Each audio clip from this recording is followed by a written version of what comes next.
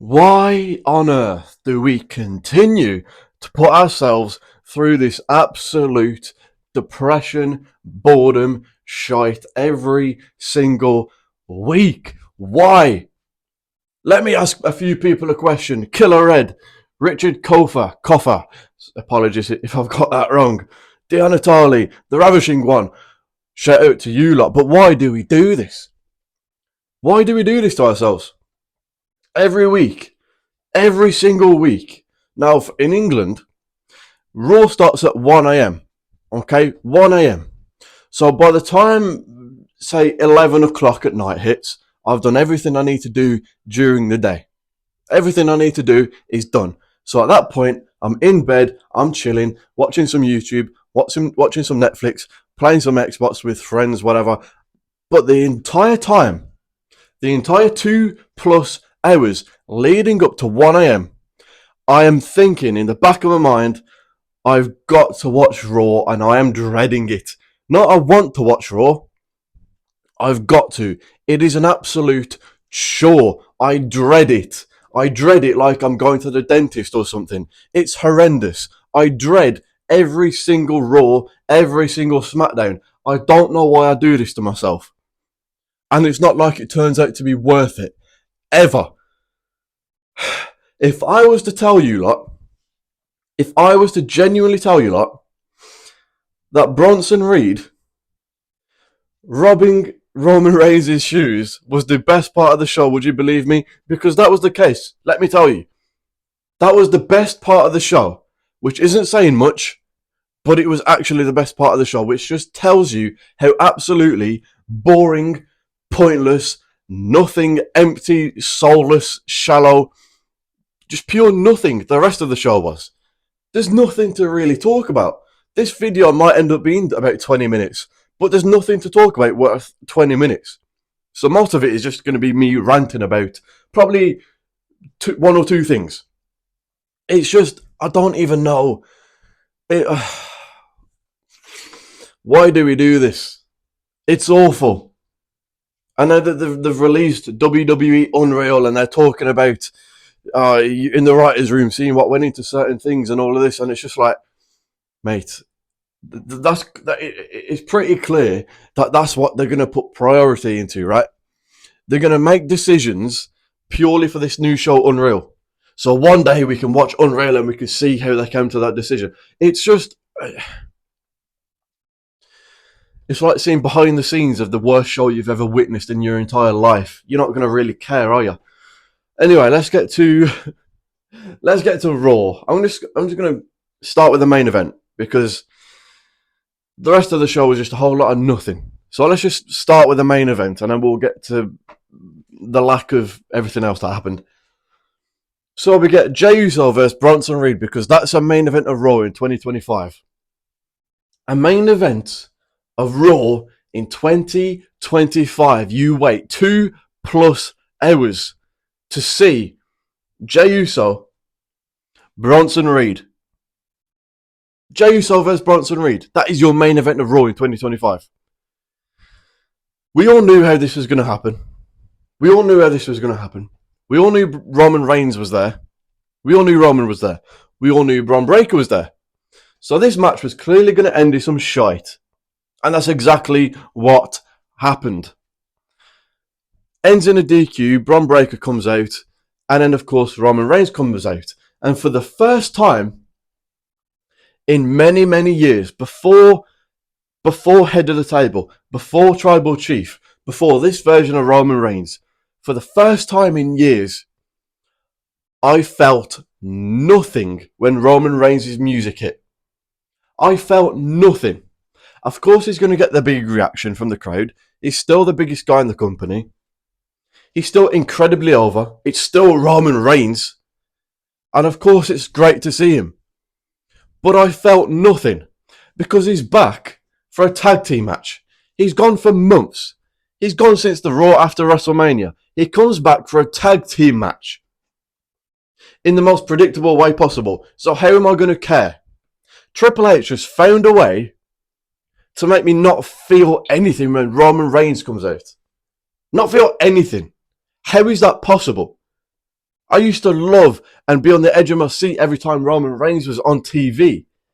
2025, Triple H has found a way to make me feel nothing when his music hits. If he was coming back for a match with Bron Breakker and it was a one-on-one, maybe I could be interested. Maybe I'd care. But he comes back for a tag team match with nothing on the line, no reason, and no purpose. Just because he got speared by Bron Breakker a few months ago, that's enough of a reason to come back after your hiatus. You're months away.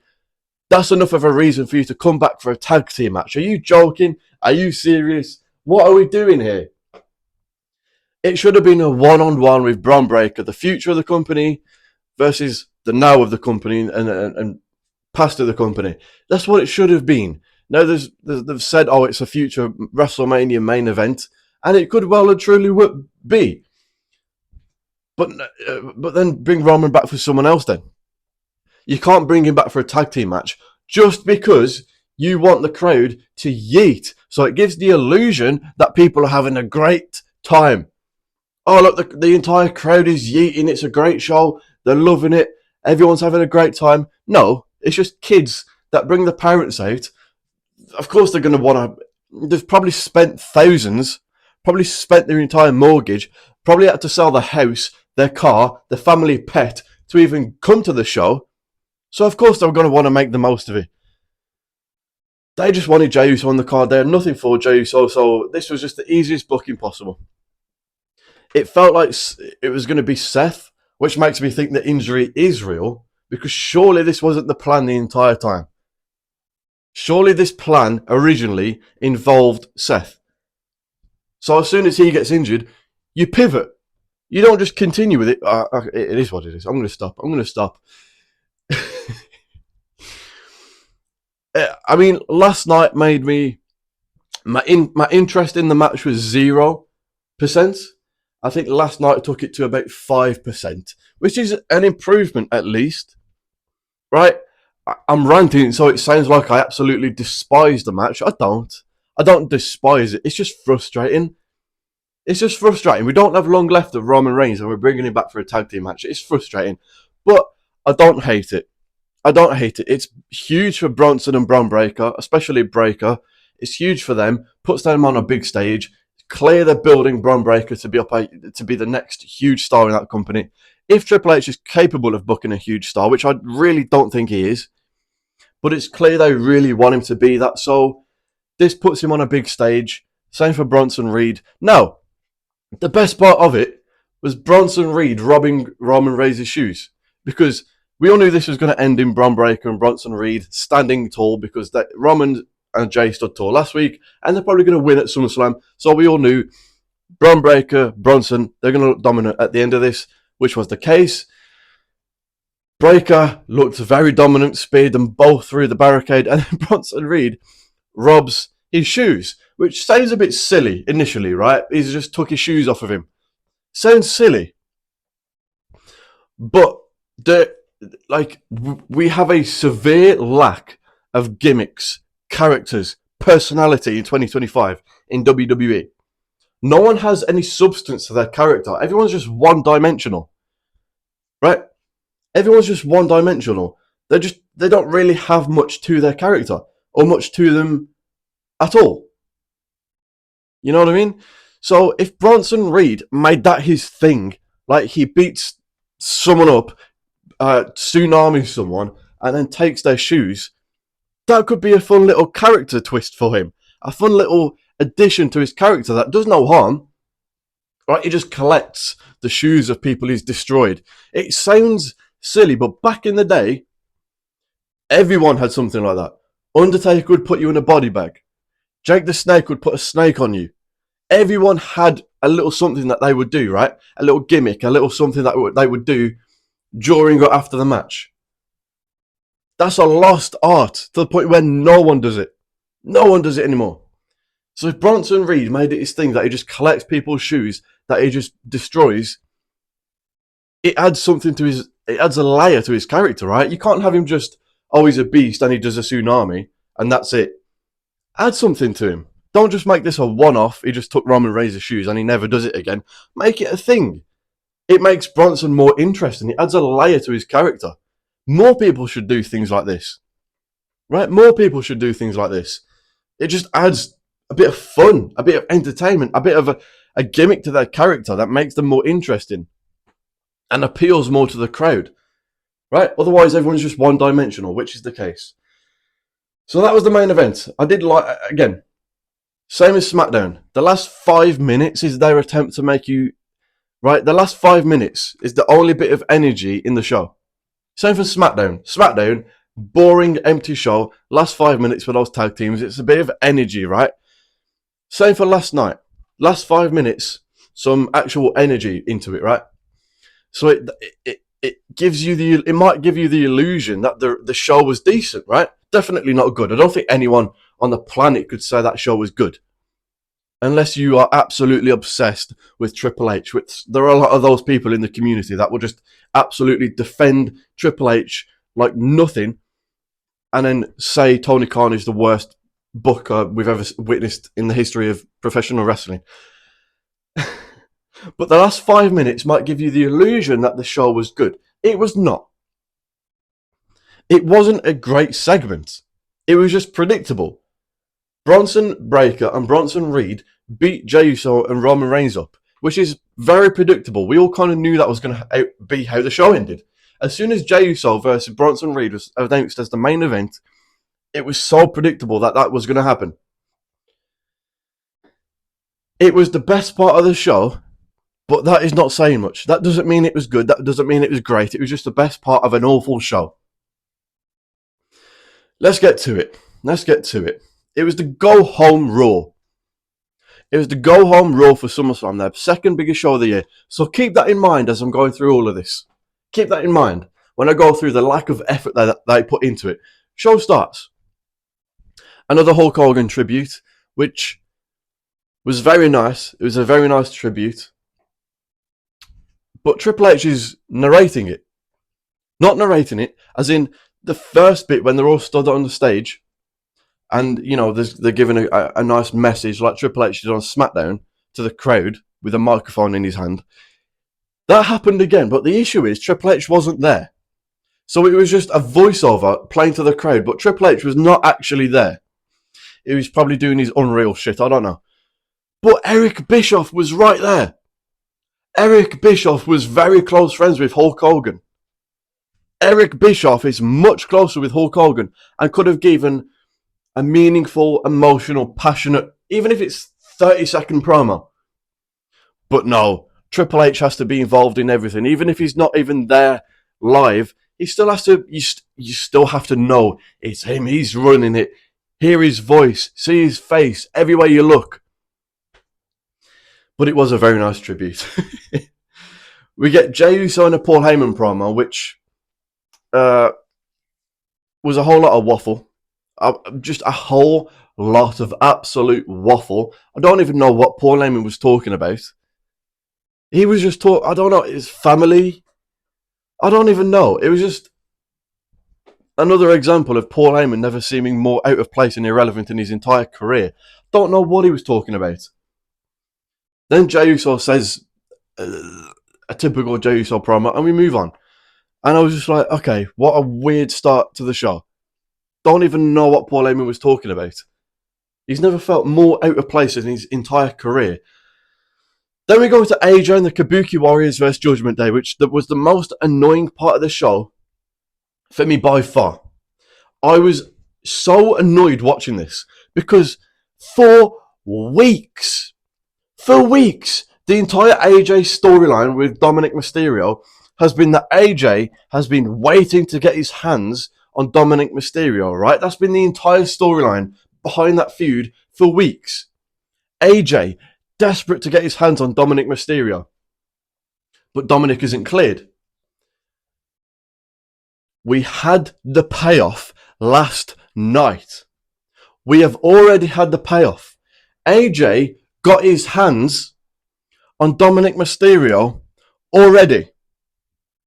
So what they were building for weeks, we've already had the payoff a week, not even a week, a few nights before their match. Why would you do that? And to top it off, AJ pinned Dominic Mysterio. AJ Styles pinned Dominic Mysterio. You have got the payoff. They were building this for weeks. Oh, you know, when AJ gets his hands on Dominic, you know what I mean? When Dominic's cleared and AJ finally gets his hands on him, we were all thinking, okay, SummerSlam, right? Makes sense. But no, they just threw it last night. And AJ's already pinned Dominic Mysterio. There was no reason at all to do that, other than just the easiest booking possible. Why would you do? There was absolutely no need to do that. Why on earth would you have AJ pin Dom a few nights before their match, when the whole storyline building up to it, this entire feud has been about AJ desperate to get his hands on Dominic. He's already got his hands on him. So now we don't need to see SummerSlam. We don't need to see it now. We've had the payoff. We've seen him get his hands on him. We've seen him pin him. So now what's the point? What's the point? There's nothing to their match at SummerSlam now. There is nothing to their match.